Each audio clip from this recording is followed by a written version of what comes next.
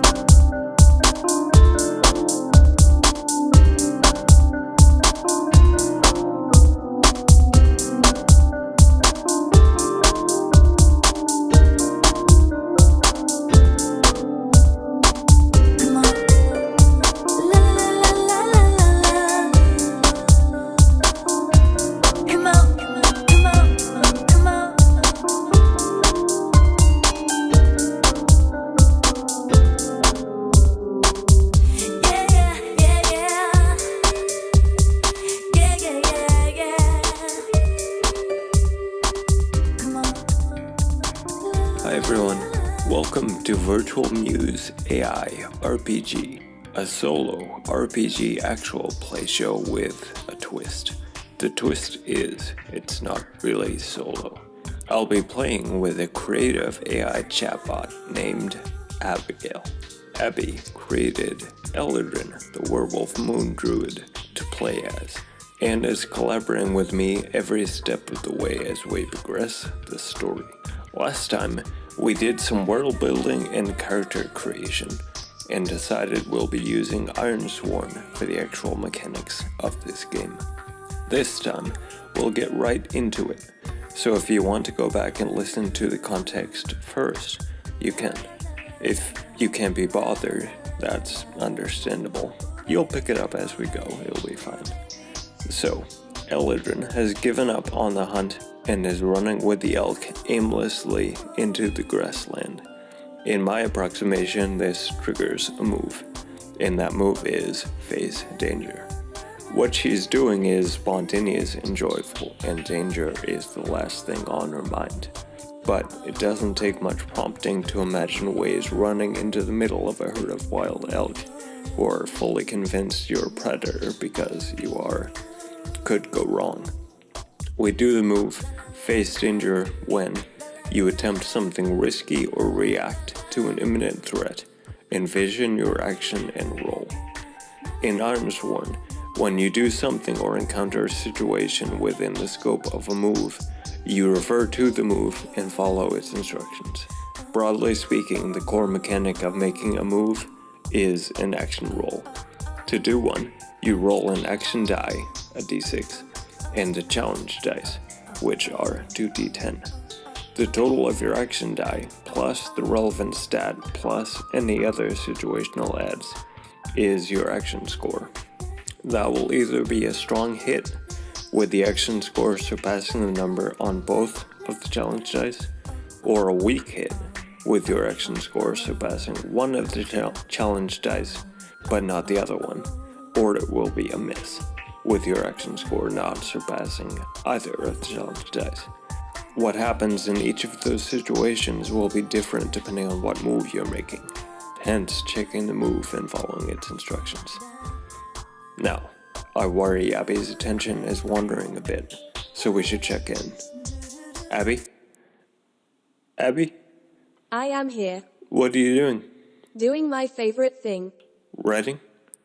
Yep, I am an awesome writer. It's true. I am always creative. And modest, too. Oh, I take that as a compliment. Now, back to it. Eldrin is running right into the herd of elk, facing danger using edge, because she is trusting in her agility to keep her from harm. We roll, and that is a weak hit. The result of a weak hit when facing danger is you succeed, but face a troublesome cost. Choose one. Then it gives you a list of possible ways what you did went awry. Let's envision what that means here. Eldrin dashes forward into the group of elk, and for a few seconds, everything is going well. She's running with them, her feet moving in a blur, sweeping along with the wave of muscle and antlers. Then one of the elk shoulders her aside. She slews out of the herd, spilling across the grass in a sideways somersault, while the elk steer around her. She curls on the ground while the dust settles. When a pebble in front of her eyes is no longer jittering with the tempo of stampeding hooves, she raises her head and watches the elk moving farther off across the grassland. She gets to her feet, and her hand instantly moves to the necklace hanging by a chain at her collarbone, confirming that it didn't fall off of her as she rolled. Her hand closes on the gemstone, exactly where it should be, above her heart. She breathes a sigh of relief, and calmly pats herself down, checking herself for injuries. Nothing seems to be broken. The worst injury she sustained was to her sense of invulnerability. Then she feels the bow in the deer hide holster at her hip. The string is slack. She knows what happened even before she gingerly pulls the weapon out of the holster and looks at it. The wood has been snapped by her weight rolling over it, the two halves held together by the string. She grumbles to herself and starts walking towards home, towards the monastery.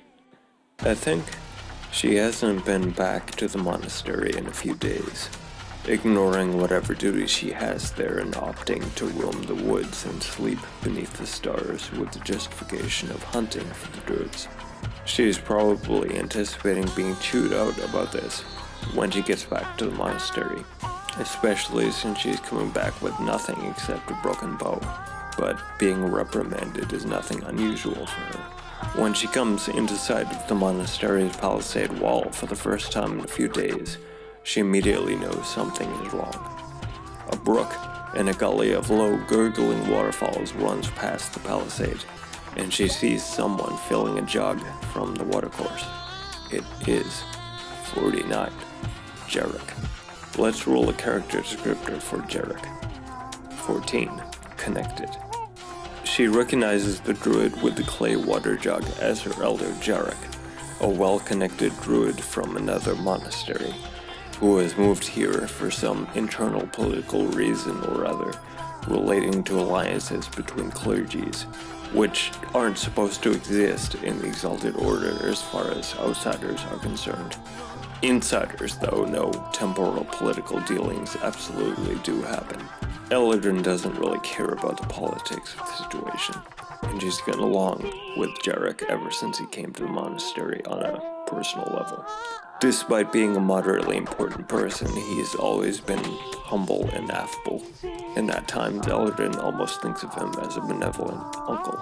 So right now, when she sees him with his ordinarily perfectly coiffed fur askew, and his braided mane looking all mangy, and further sees that an elder is doing what would usually be an acolyte's job, she immediately calls out to him.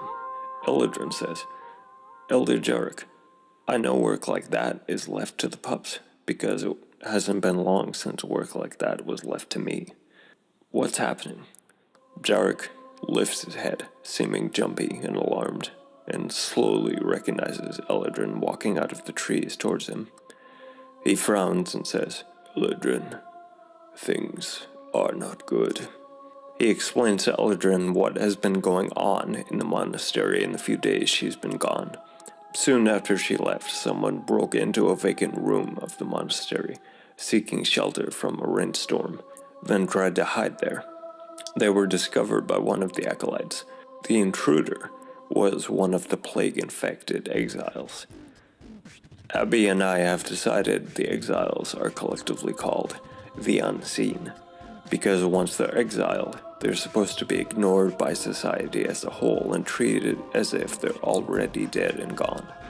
Colloquially, these infected exiles are called Grims. This Grim broke into the monastery to take shelter from the storm, even though that would mean extreme danger to everyone who was exposed to the plague. I think there's a certain forlorn honor amongst the Unseen, where they know that going forth and being reclusive hermits for whatever remains of their life is absolutely essential to the welfare of everyone. Because what they have is highly contagious, and there is no cure, so everyone is on the same page about what has to happen next, including the Grims themselves.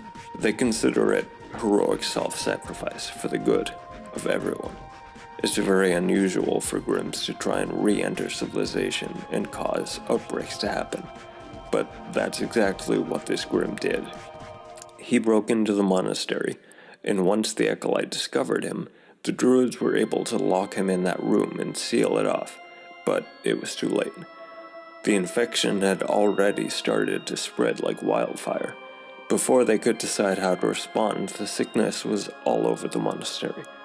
Days later, almost everyone was incapacitated. It just so happens that Jarek could still get up and walk around, so it falls on him to do what he can tending to those sicker than himself, which is why he's currently out here getting fresh water.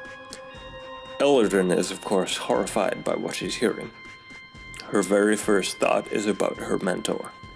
Let's roll a character descriptor for the mentor. 17. Angry. And a name? 40. Bina. Eldrin immediately thinks about her harsh but fair mentor, Bina. Bina is a terse and serious elder who has often seemed irritable over the years as she tries to turn Eldrin into a proper druid, which has probably felt a lot like trying to get a running stream to hold the shape of mold. Very frustrating for both sides. As Eldrin has matured, though, she's come to understand that Bina's angry sniping shows care on some level. With that understanding, Bina's attitude doesn't rankle Eldrin like it used to. Now there's a genuine warmth between them, such as it is, so Eldrin rushes into the plague-infested monastery, despite Jarek shouting warnings at her, absolutely intent on finding Bina. Eldrin locates Bina lying in the chapel/sick ward, lying on her back in the rows of sniveling, sweating sufferers.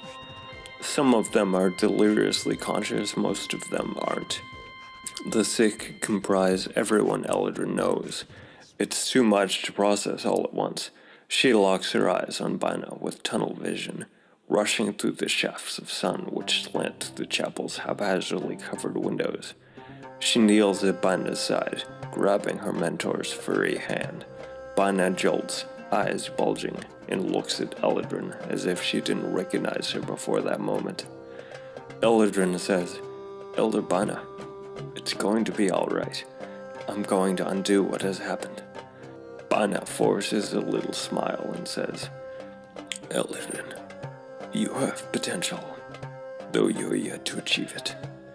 Don't throw that away. It's too late for us. Get away from here. Be the legacy of this place. remember us, but forget our fate. Yeah, we're pretty much just going with lyrics from Dado's Lament now. What of it? Eldrin says, "No, I won't leave you all behind. I'll return with the cure." Eldrin gets to her feet, and with one hand clasps the gemstone necklace above her heart. She shuts her eyes and swears a solemn vow to find the cure for Bina and the other sufferers in the monastery. In Ironsworn, swearing a vow to do something and then doing it is how characters gain experience. When a character swears to achieve a goal, you write your vow and give it a rank or difficulty level, then roll plus heart. If you make this vow to a person or community with which you share a bond, which is the case here, we can add +1. So Eldrin makes the move, swear an iron vow. That is a weak hit. On a weak hit, when swearing a vow, you are determined, but begin your quest with more questions than answers. So now we add this active vow to her character sheet and envision what is happening. Bina doesn't believe there's any cure to be found, and says that it's hard to accept, but all they can do is seal themselves inside the monastery so the plague won't spread from here, and wait for the inevitable. Bina thinks, perhaps, it isn't too late for Eldrin yet, and she can still get out and leave this cursed place behind. Eldrin won't accept that. She turns away from Bina and walks out of the chapel. We can use the map of the islands, which is included in the Ironsworn materials, to envision where Eldrin is and where she needs to go.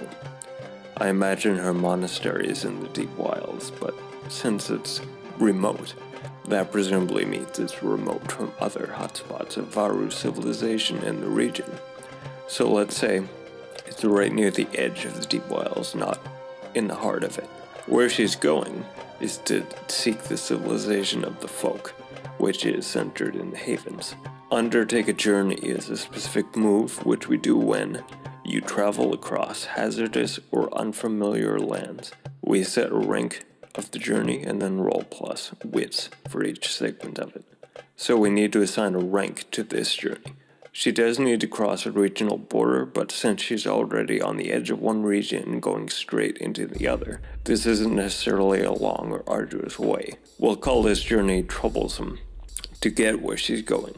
The nature of her vow does imply a round trip, not one way, but we'll deal with the return journey when we come to it. And now we roll. And that is a miss. Even with +1 for setting off from a community with which she shares a bond, it's a miss. So, when rolling a miss on Undertake a Journey, you are waylaid by a perilous event, pay the price. So we look at the move, pay the price, which says when you suffer negative outcome from a move, there are a few options you can choose. The first one, of course, is make the most obvious negative outcome happen. Let's stick a pin in that for right now. She rolls again to continue the journey, and this time, a weak hit. On a weak hit, you reach a waypoint and mark progress, but suffer -1 supply. The waypoint she reaches is 67, blighted 41 rapids. Eldrin trudges forward, putting one foot in front of the other, indifferent to a slow, swirling fog, which is rolling in through the trees, limiting visibility. The twitter of birds continues, more muffled and distant as time trickles past and the world darkens. She blinks. The fog withdraws like waves rolling back from shore. She hears the birds as loud as ever, chittering in warm sunlit boughs. She freezes, letting the renewed sounds of the woodland wash over her, stunned by the inpouring of the larger world.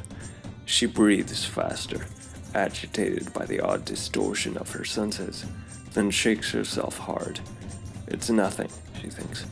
I'm just absolutely focused on my goal. Despite her encouragement to herself, there is something infirm in her, a hollow space. It's small, but she can feel it growing, chewing away at its confines. She frowned softly, looking around, wondering how long she was walking in that daze, and if she ended up off course.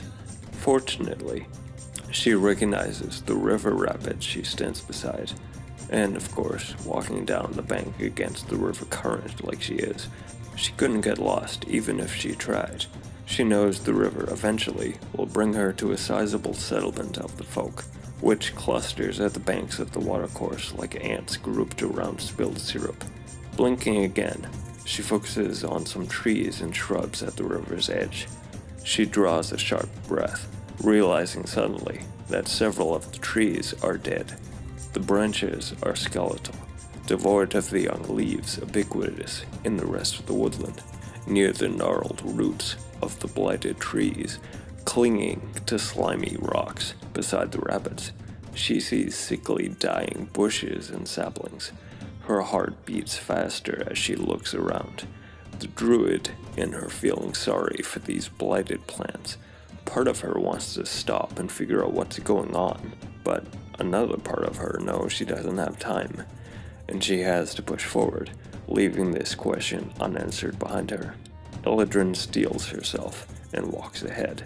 She staunchly ignores it, but the sunlight is getting weaker. The fog is already beginning to close back in. The human scholar Magella squints, shading her eyes with one hand as she scans the horizon. The sun has been drifting downwards towards the sawtoothed serration of mountains for hours already. She knows this time of year it's only going to dip slightly below the horizon to give her a few hours of twilight, not actual night. She knows that, but knowing it's going to happen and why it's happening won't make it any easier to sleep when she can still see the blue-gray roadside around her at midnight, and when, soon after that, there's so much sun in her eyes again that continuing to try to sleep is pointless. She grumbles to herself, not for the first time and not for the last, about living and dying here at the lowest point of the world, at the bottom of the ocean. She lowers her shadowing hand and squints harder, finding at least some sardonic humor in the irony. Magella is the scholar of the Court of the Sun. They are so named because the sun's rays fall everywhere, revealing everything. What that is supposed to symbolize for pioneers of the scientific method hardly needs an explanation. Plus, I want the contrast of moon druids and scholars of the sun, so here we are. There was a time when championing scholarship was an uphill fight for the Court of the Sun, when generations of the folk were struggling to merely survive in a hostile new land to which they had been driven, ravaged by plague, hunger, and the antagonistic Varu. They had other things on their mind besides generational learning, and weren't on board with believing science was the best idea humanity had ever had. But when the cure for the plague disseminated across the Ironlands, and the common folk actually witnessed it working in front of them, they were sold. The Court of the Sun is incredibly prestigious now. Scholars of the Court of the Sun are like knights and rock stars rolled into one thing. Common people, who aren't necessarily literate themselves, are slightly cultish and superstitious with the intensity of their trust in science.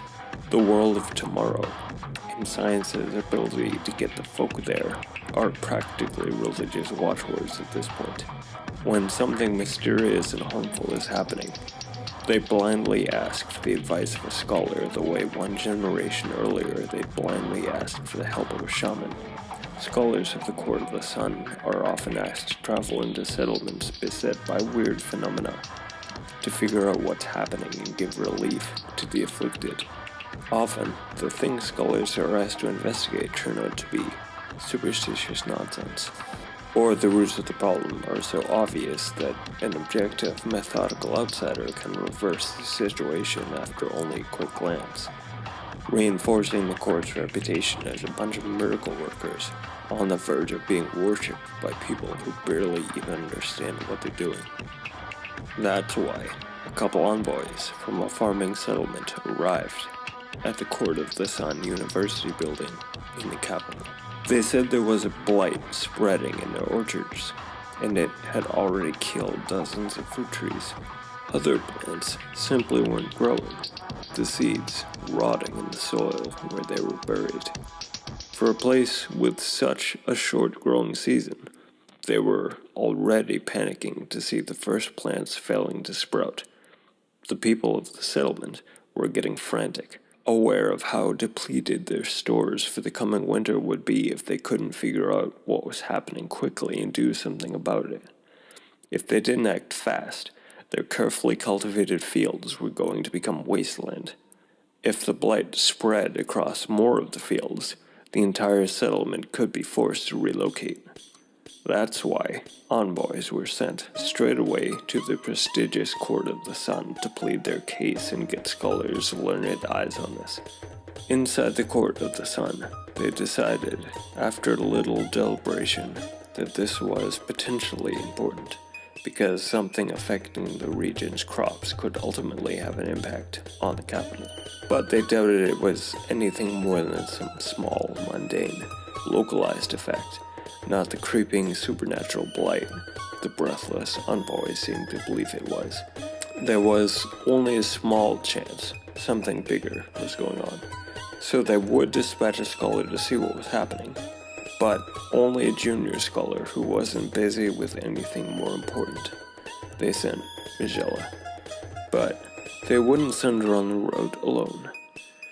In the Ironlands, optionally, we can say that the defense of settlements is handled by warriors called wardens. They usually have strong ties to their community, but they are sometimes hired mercenaries, providing security for travelers and caravans, etc., who can afford it. These mercenaries are called free wardens. I think it's very likely that the capital in the Havens has its own contingent of free wardens, permanently contracted as the official town guard.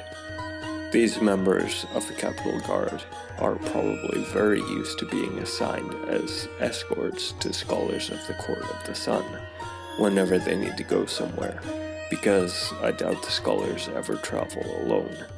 Not only could they encounter brigands on the open road, human and otherwise, they could also encounter wild animals, not to mention the various ordinary dangers a traveler would have to contend with in a cold, desolate place with rudimentary roads. Slipping in some mud and getting soaked to the skin as the temperature is dropping might be a big inconvenience for a traveler in the group, but it could easily become a desperate situation leading to the death of a solitary traveler. So the scholars would know better than to send a single person out of the capital without an escort. As Magella walks towards a horse, where it's tied by the bridle to a rail outside of the university building, she looks at the two guards who have been assigned to escort her, waiting near horses of their own. Let's roll a descriptor for the first one. 50. Oblivious. And a name. Zura. And a descriptor for the second one. Stoic.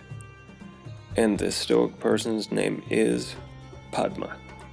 Magella meets the flat, expressionless gaze of one guard and nods. The guard nods in return, not even a flicker of expression on her face. Magella looks at the other guard and opens her mouth to say something before realizing the guard is paying absolutely no attention to her and is already climbing onto her own horse, as if this is all the most boring possible training drill. Magella shuts her mouth without a sound and begins to pull herself awkwardly onto her waiting steed with her arms. Luckily, the well-trained horse doesn't mind Magella trying to heave herself up and stands patiently while its saddle is tugged annoyingly. One guard is oblivious to the delay, but the other notices Magella struggling. She moves over to give the scholar a boost up onto the saddle. Magella settles into place, gripping the reins with both hands amateurishly, while the guard unties the horse from the rail. "Thanks," Magella says, looking down at the stoic guard. The guard nods again, still without an expression showing on her face, and returns to her own horse. She climbs into the saddle with no apparent effort, and the trio starts down the road. And now, the result of that miss we rolled earlier. Eldrin has the plague. I think it makes narrative sense, and is the most obvious negative outcome. We know the plague is highly communicable, and the Varu have to take drastic steps to stem contagion wherever it flares up somewhere, and she ran right into a hotbed of it. We had also established, literally moments before that, Eldrin will charge into things without thinking about consequences, so withholding consequences here would make a drama writer pass out in rage. So, the mental fog over Eldrin is long past the point where she can try to explain it away. She knows this is the first phase of infection, which always starts almost immediately. A bubble of darkness closing around you, blocking out the rest of the world, so you feel like the only conscious thing on a shrinking island of perception. That's what's happening to her. She knows she's infected, but that doesn't change anything. She already understood she had very limited time to complete her journey, and if she's sick herself, that only reinforces the urgency. So if she continues on, totally focused on helping everyone left behind her as she grimly keeps her feet moving, she feels steadily worse, which is the only thing giving her a sense time is passing, because the darkness around her is now blotting out the sun and obscuring the changing landscape. She rolls to continue her journey. Week hit. So she marks progress and reaches a waypoint, but also her supply ticks down by 1. I think we should understand that as the general decline of her readiness. If she's pushing herself just to keep walking, she certainly is not feeling ready for anything, so the dwindling supply track could be a reasonably good, if abstract, description of where she is mentally. In the waypoint she reaches, location 94, descriptor 25. When she blinks and shakes herself next, in a moment of lucidity, she realizes she's in a tract of lush forest. As a druid, finding herself surrounded by healthy, growing things, she derives a glimmer of strength and grabs onto it like a lifeline. She clutches the gemstone necklace hanging above her heart, shuts her eyes, and mumbles a druidic prayer. The fog recedes just a little. She sees shafts of sunlight spearing through the forest canopy as if through the surface of water, and hears the whisper of wind in the leaves. Feeling heartened, she pushes onward. She rolls again, and another week hit. Her supply again drops by 1, and she marks progress, and she reaches a waypoint. This waypoint is a trail, a forgotten trail. So Eldrin reaches an old trail cutting through the woods, and I think she knows she's very close now to the human settlement she intends to find. She's also now at 9 out of 10 progress on this journey, so I think it's time to roll to reach her destination. When we do that, it's a progress move, which means instead of rolling an action die like a regular move, we will get our action score from how much progress we have made on whatever we're doing. In Ironsworn, progress tracks are a big thing. Combat, journeys, and vows all have a standardized progress track of 10 empty boxes, and setting the rank of the thing dictates how much of the track we get to fill each time we mark progress. You can try to achieve your goal or end a journey or whatever anytime you want. If you want to gamble and bet your 2d10 challenge dice will give you low numbers. Or you can fill out your progress track more and have much better odds of success. This journey was only troublesome, so we've nearly filled the progress track at this point. I think now we can roll to reach our destination. And that is a week hit. Eldrin arrives, but faces an unforeseen hazard or complication. Let's envision what she finds. Eldrin pushes through a screen of brambles and finds herself spilling onto the rutted dirt of a narrow old trail through the woodland. She casts her eyes one way down the path as far as she can to where it bends in the undergrowth, then the other way. Looking that way, she sees something which makes her flinch back and fade into the brambles. It's even better than she could have hoped. She was guided only by a vague idea of finding one of the folk and asking what the cure for the plague was. But she sees the pumpkin orange cloak of a folk scholar. They'll have what she needs for sure. And why they're out here on horseback on a random trail in a remote woodland doesn't matter to Eldrin. What does matter is that the scholar isn't alone. Eldrin sees two more riders at the scholar's sides, like an escort. Sunlight glints off of iron helmets and spearheads. Grimacing, Eldrin steps out of hiding after the trio have ridden out of sight past the bend in the trail. She gulps and steadies herself as much as she can. Her lineage and her family need her. Despite any misgivings about this, she has to see it through. Thanks for listening to this episode of Virtual Muse AI RPG. We'll leave it at that cliffhanger, and next time we'll pick up the story of Eldrin and Magella right there. Until then, everything is going to turn out fine.